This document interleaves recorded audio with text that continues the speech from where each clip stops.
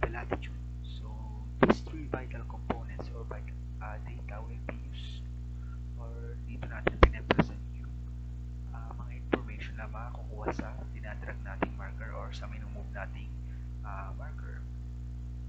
And also the div ID for map is dito nag-display yung mismong map natin, which is we are importing on the two JavaScript files, persist.script.js, which is locally na nasa project folder natin, and the one is on the CDN or Content Delivery Network dito sa mismong specific website ng Liplip. So let's go to the script.js. So the script.js composed of different functions. So dito, when we declare the bar map, so dito sa part na to is ini-initiate natin yung map kung saan part siya ng mapa magdi-display. So dito din-display natin siya in the Philippines coordinate. So pwede nyo naman i-search sa internet yung coordinates ng Philippines. And next is the tile layer.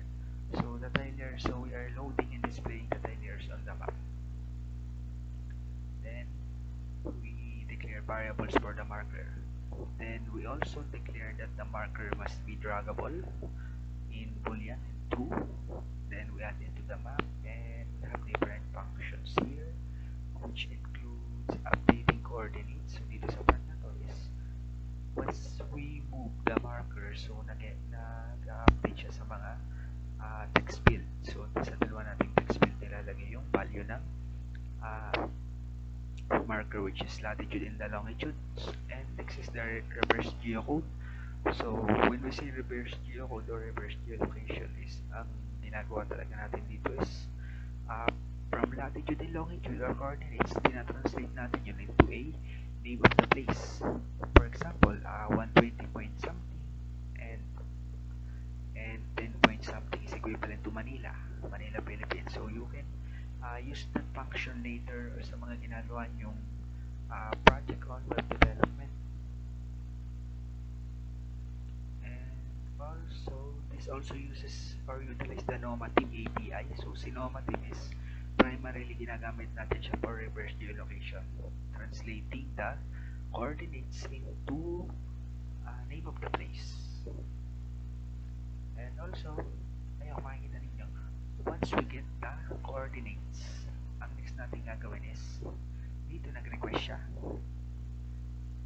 the URL request for reverse geolocation. And after that, the format or the address will be fetched to the next field with the element IDR of address. So dito lang sa part na to is once na ginalaw natin yung marker, ang ginagawa ng marker or dito sa code natin is ina-update lang niya yung values ng latitude at longitude, and also the name of the place, which is the result of reverse geolocation function. So let's try the project to reload. Once we reload the project,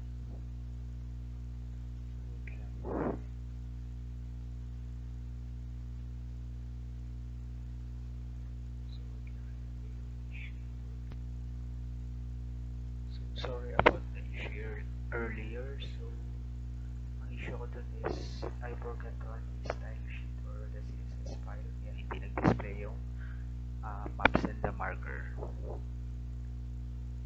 So when we try the code, let's zoom in the map.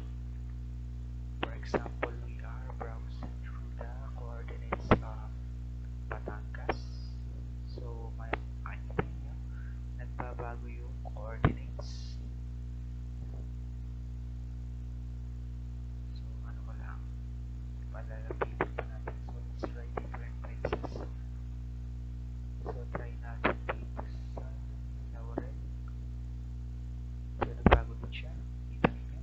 And this module din is utilize internet connection din. So kailangan kapag tinetest niyo yung ganitong mga modules, especially in-access niyo yung library ng JavaScript, which connection kasi gumagamit siya ng Nomative API. So, kung walang internet connection, hindi niya mapaprocess yung geolocation and yung matatranslate yung longitude tsaka latitude dito sa text field at sa isa pang text field ni latitude at longitude. So, the source code of this one will be